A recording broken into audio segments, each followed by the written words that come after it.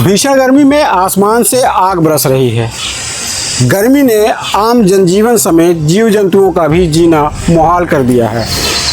Heat wave ने अब फसलों पर भी असर दिखाना शुरू कर दिया है। सब्जियां और फलों की फसलों पर गहरा असर पड़ा है। उत्तर भारत में आसमान से आग बरस रही है। प्रयागराज में कई दिनों से पारा 45 डिग्री से नीचे नहीं आ रहा। इधर नौतपा भी शुरू हो गया है।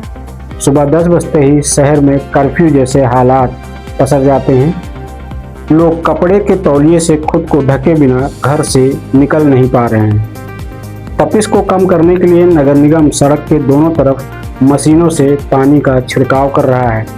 भीषण गर्मी और लू ने आम आदमी और जीव जंतुओं के बाद सब्जियों और फसलों के लिए भी आफत खड़ी कर दी है। कौशाम्बी जिले का एक किसान परिवार भी इसी गर्मी से तप उठा है। सब्जियां उगाकर यह परिवार पेट पालता है। किसान माता जी ने बताया कि गर्मी की वजह से चौतरफा हमले उनके ऊपर हो रहे हैं। उनका कहना है कि लू और गर्मी है उनकी सब्जियां 30% झुलस गई हैं।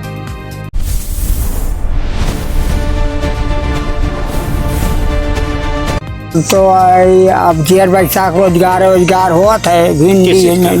भिंडी नेनुआ और अरे वो खास रोजगार इसी नहीं होता है। गर्मी में क्या हाल है फसलों के? अरे गर्मी में तो बहुत खराब हो जाते सब।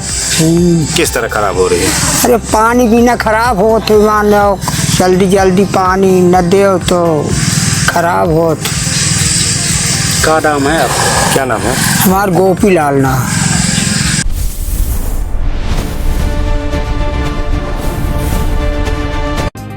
इस समय फसलों पर अत्यधिक गर्मी और लू का सीधा असर पड़ रहा है, जिससे पौधों में हीट स्ट्रेस की समस्या खड़ी हो गई है।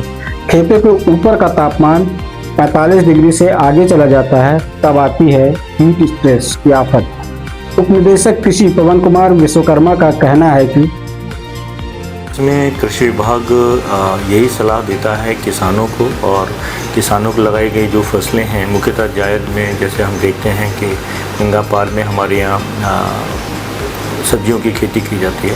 साथ में कुछ एरिया जैसे मवाइमा है जहाँ पर हमारी उर्द और मूंग की भी खेती किसान भाई करते हैं।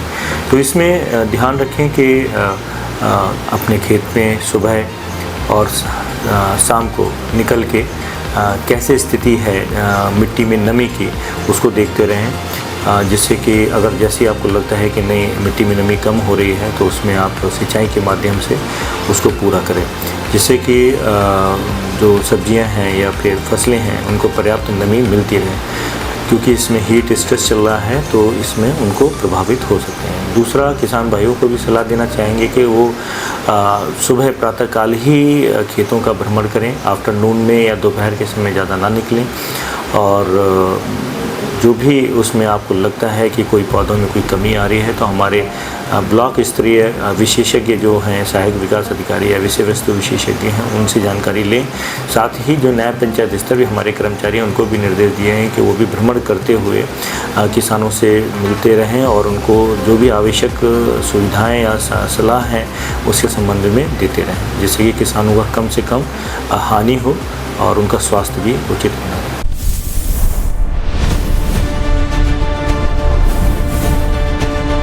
हीट स्ट्रेस से निपटने के लिए कृषि विभाग ने कमर कस ली है। समस्या के प्रभावकारी निदान के लिए किसानों को उनकी फसलों की सुरक्षा के लिए जागरूक किया जा रहा है। पवन कुमार विश्वकर्मा बताते हैं कि कंट्रोल रूम भी डेवलप किया जाएगा, क्योंकि किसान इतना जागरूक नहीं होता। नहीं, सही कह रहे हैं आप। हमने अपने ऑफिस में, डीडी ऑफिस में कंट्रोल रूम खोला हुआ है, जिसमें हमारा जो लैंडलाइन नंबर है उसको हम लोगों ने सर्कुलेट किया अपने किसानों के साथ। किसान उस पर भी बात कर सकते हैं और जो हमारे ब्लॉक हैं उनसे भी संपर्क कर सकते हैं।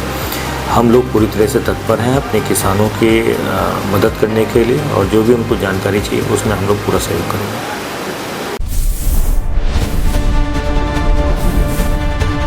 सरकार ने लू और भीषण गर्मी से उपजी हीट स्ट्रेस की समस्या के निदान के लिए त्वरित संज्ञान लिया है। किसानों को एडवाइजरी भी जारी कर दी गई है, लेकिन किसानों में साक्षरता अधिक न होने की वजह से इस समस्या को किस तरह से निपटा जा पाएगा यह कहना कठिन है।